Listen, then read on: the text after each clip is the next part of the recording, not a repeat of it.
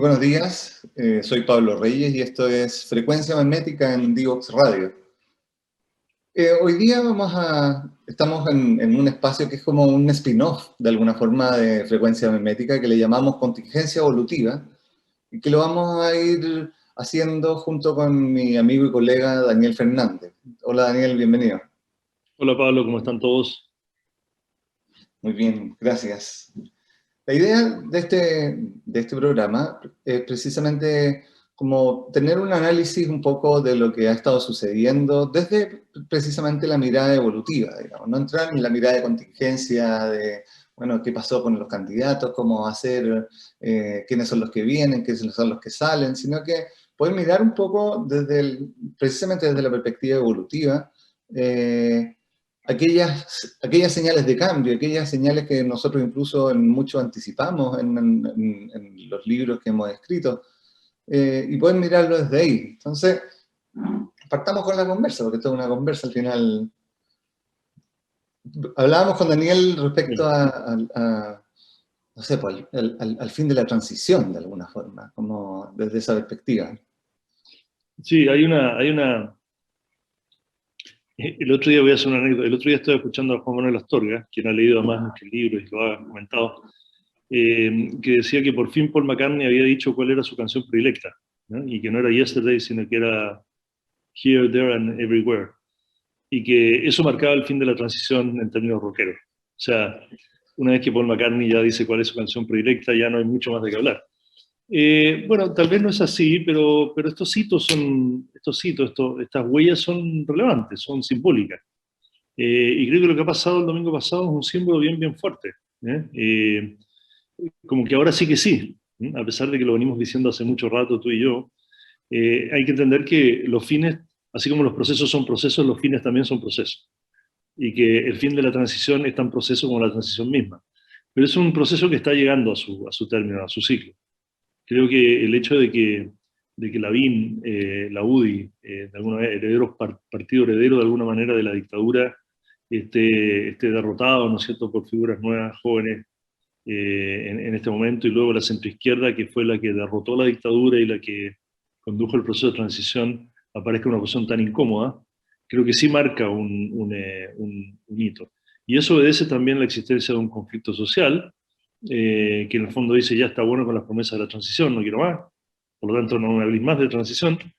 Y luego está también la nueva constitución que incluso tiene afanes refundacionales respecto a la constitución anterior y lo que fue tanto la dictadura como la transición misma. Entonces, creo que sí hay una marca, hay una huella, hay un eje que gira en el domingo pasado y creo que tenemos que constatarlo. Lo hemos dicho nosotros hace rato y vamos a interpretar por qué sucede eso en términos evolutivos, pero esa marca quería dejarla como estampada.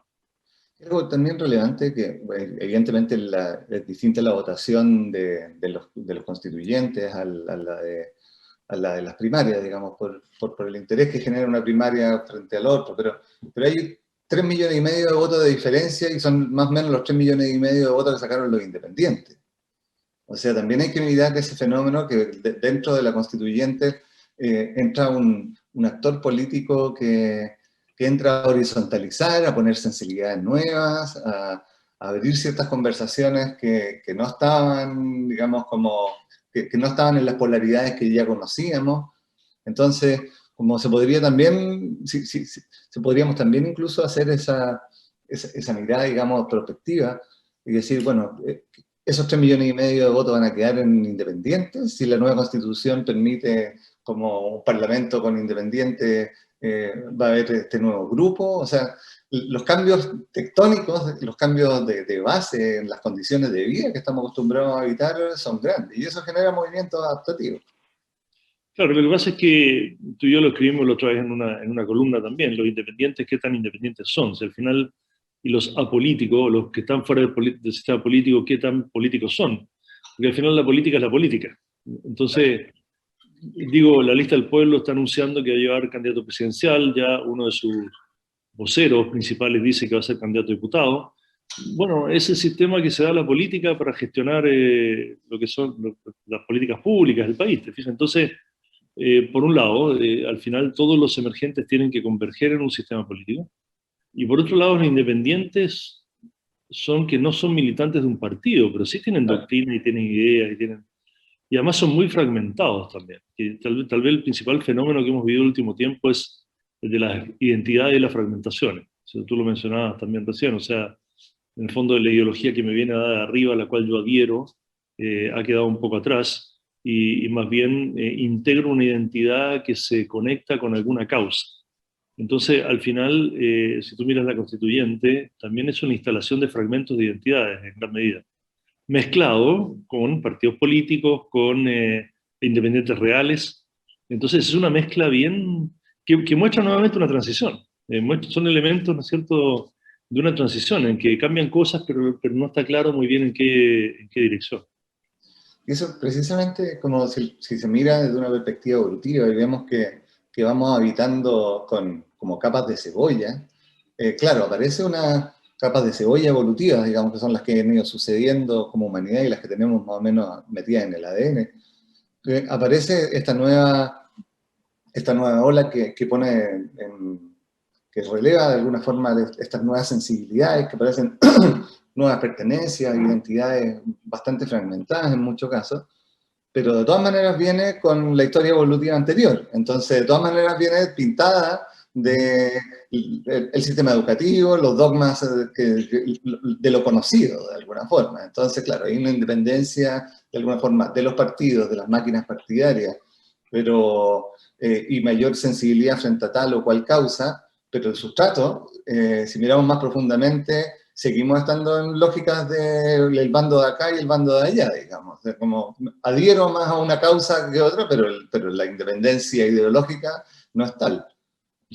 Claro, lo que pasa es que si tú vienes naciendo a este mundo tiene una deriva genética, memética, que de alguna manera te traspasa. Tú no eres un marciano que aparece de la nada, ¿no es cierto? Y por lo tanto estás influido, estás condicionado en buena medida por los paradigmas, las formas de las prácticas, las emocionalidades de una sociedad que se mueve, que existe, no es que no es que no exista. Ahora, el punto, hay una autora, Anne Applebaum, que acaba de escribir un libro y habla sobre escenarios futuros que se pueden ocurrir con esta posibilidad, con esto que se abre, ¿no es cierto? Y uno es uno de identidades profundas que deriva en comportamientos autocráticos o autoritarios, es decir, la verdad es la mía y no estoy dispuesto a conversar con nadie que no se allane a esa situación, y tenemos de eso, de lado y lado.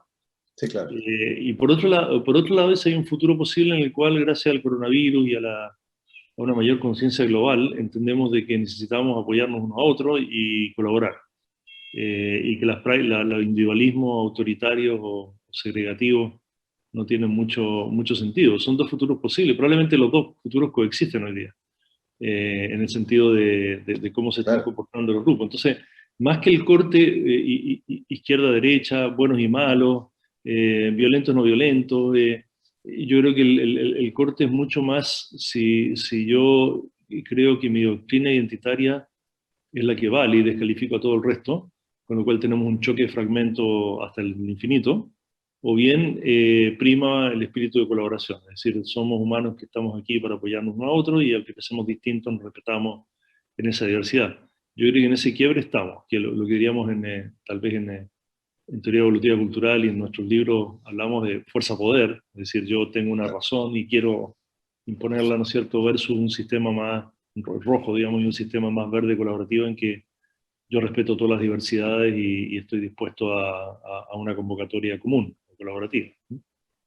Claro, en ese espacio, precisamente, como esa línea horizontal que se tejía, digamos, de izquierda a derecha, se ve teñida de una cantidad de líneas ahora verticales, por decir que tienen que ver con las causas, porque, y precisamente como decís tú, digamos, como absolutismos vamos a encontrar en los ejes políticos tradicionales, vamos a encontrar absolutismo en la izquierda y en las derechas, digamos, o sea, como esas formas o colaborativas o absolutistas, más individuales o más colectivas, han estado presentes en los dos lados, y de alguna forma, precisamente eso es lo que nosotros planteábamos, como si miramos desde ese lugar, el análisis izquierda-derecha, que es bastante más superficial, porque lo que vemos son posiciones absolutas, de verdades superiores que no conversan porque las verdades son distintas. Pero cuando aparece esta gama de grises entre medio, esta gama de sensibilidades y causas, que ni siquiera probablemente en la constituyente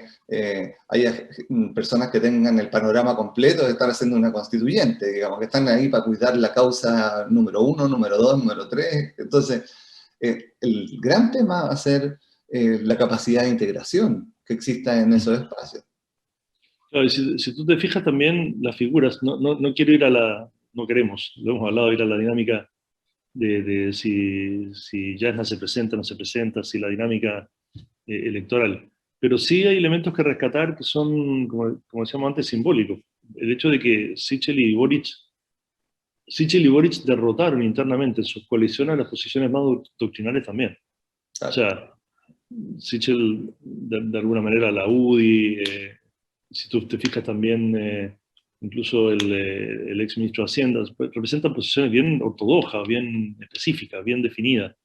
Entonces Sichel es más ambiguo, es más abierto. Y lo mismo Boric contra Jadwe. Si bien Boric tiene una línea política o una línea ideológica más clara, no es Jadwe. Y Jadwe, yo quiero rescatar el rol de Jadwe en el sentido de catalizador. No rescatarlo para bien o para mal, digo.